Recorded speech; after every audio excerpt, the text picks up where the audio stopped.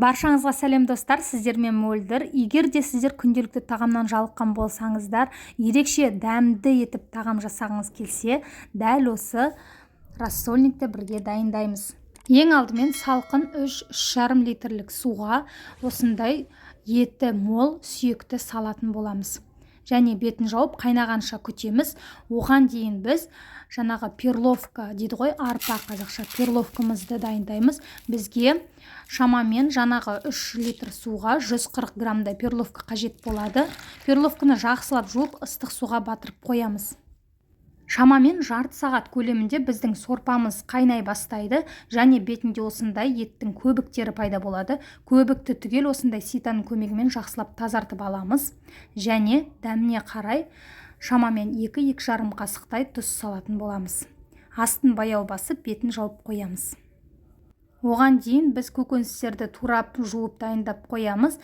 Менде орташа 4 картоп және 2 үлкен сәбіз деп айтсақ болады. Картопты осылай 4 бұрыш әрі шағын етіп турап аламыз және суға батырып қоямыз.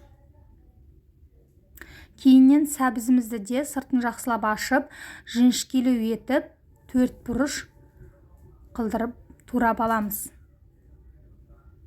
Егер сіздерге ұзынша етіп турағыңыз келсе, ұзынша немесе теркадан өткізсеңіздер де болады.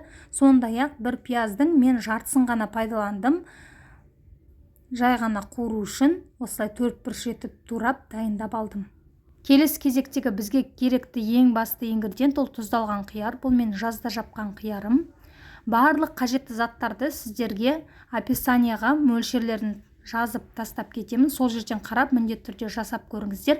Қиярды да дәл барлығы секілді 4 бұрыш етіп турап дайындап аламыз. Содан соң біздің қайнап жатқан сорпамыздың көбігін қалып қоятын болса, тағы бір жинап, және үстіне біздің перловкамызды салып, бетін жауып қоямыз. Және табамызға сұйық май құйып, үстіне майымыз қызған соң пиязымызды салып, сәл қуырамыз. Перловканы ет пісуге 40 минут немесе жарты сағат қалғанда салсаңыздар болады. Мінекей пиязымыз қуырылып болды. Содан соң үстіне сәбізімізді салып тағы бір қуырамыз.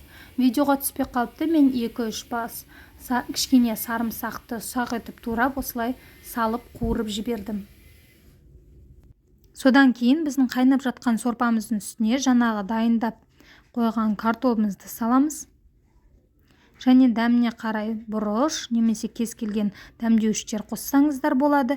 Сондай-ақ жаңағы қуырған сәбіз бен пиязымызды қосып, жақсылап бір араластырып, үстіне ең соңынан тұздалған қиярымызды салып, бір қайнатамыз. Осы уақыт аралығында біздің жаңағы сүйегімізді етінен ажыратамыз. Етіміз жұп-жұмсақ, әдемі болып пісіп шықты. Және етті де барлығы секілді 4 бұрыш етіп турап дайындап аламыз.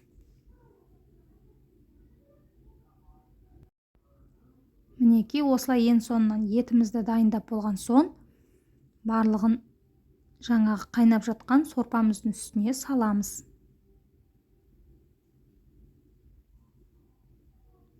Осымен біздің өте дәмді, ерекше асымыз рассольник дайын. Перловый суп деп те жатады. Мінекей өте дәмді, ерекше болып шықты. Сіздер де міндетті түрде жасап, өз отбасыларыңызды қуантыңыздар. Каналыма тіркелуді ұмытпаңыздар. Сіздермен бірге болған Мөлдір.